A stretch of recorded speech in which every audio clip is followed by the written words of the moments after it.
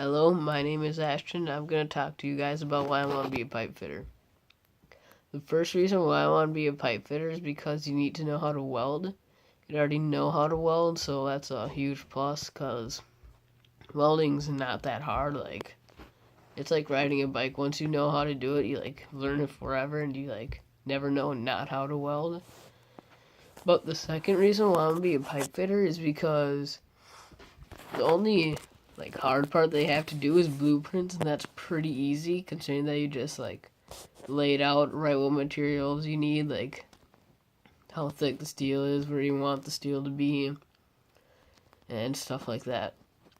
The third reason why I want to be a pipe fitter is because it's pretty good pay. You start out at $29 an hour, then you go up each year 10% till you hit $44 an hour, which is a lot of money, so yeah, that's another reason. So I'm going to talk to you guys about what materials you need. The most important material that you need is a welder so you can weld stuff. You could either get 3 different welders or one welder that has all 3 of the welders in one thing. So there's a stick welder, a wire feed welder, and a TIG welder. The only time you would need a TIG welder is if you're welding aluminum, which you don't really do a lot. And usually when you use a MIG welder, it's for smaller projects that aren't really important. Otherwise, you just use stick welds because they're a lot easier and it's just easier to weld with. So yeah. So welding is basically for MIG welding, which is wire feed welding, which it gives you the filler rod. You have a gun, I guess, and you pull the trigger, and it the wire sticks out and it starts melting the metal together. And the only thing you have to do with that is make sure you're not too close or too far, and then you just pull the triggers, do little circles, don't go too fast or too slow. So for stick welding, the only thing that you need to do is you need to put this little stick, a rod, in this clamp thing, and then you strike it like you would strike a match, and you just basically do your little O's or circles, and you just move along. But for these, you can't get too close. If you get too close, it sticks to the metal, and it messes up your weld, so that sucks. And you can't go too far, also stop welding, so it's picky, I guess. And then TIG welding. The hardest part about TIG welding is you have a torch. We'll say this is the torch. And you have a filler rod.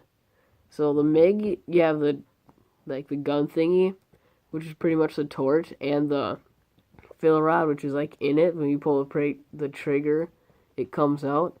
But for TIG welding, you have the torch, you press the little pedal thingy, and then you dab this in the weld when you're going along. So it's super hard, but it's a nice weld, and that's the only thing that you could weld aluminum with, so it's kind of nice. So now I'm going to talk about where I'm going to go to school. Well, when I go to college, when I graduate, I'm probably going to go to St. Paul Tech, because you only have to go to school for 2 years there, which is sweet, because I don't like school. And it's pretty cheap. And most people, after their first year of college, they already have a job, which would be awesome. So, you have a job for pipe fitting, which is sweet. And the college that I'm going to is going to be probably St. Paul Tech, which is it's a good college. You don't even need to know how to weld to go there, because they teach you how to weld and teach you how to weld a bunch of different things. But yeah, it's a cheap college. It's good. My friend goes there, which is sweet because I might be able to see him. But probably not, because he's probably going to be graduated. Or he'll have a job, or we'll have different classes.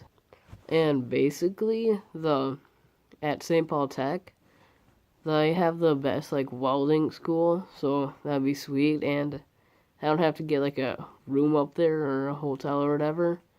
I could just drive there every day. It's 40 minutes. It's not that far of a drive. So yeah. The worst part about welding is that if it's like raining or the weather conditions aren't perfect, you can't weld. So like the jobs may not be like a set time job. Like you don't work 5 days a week through like 6 to 6, 6 a.m. to 6 p.m.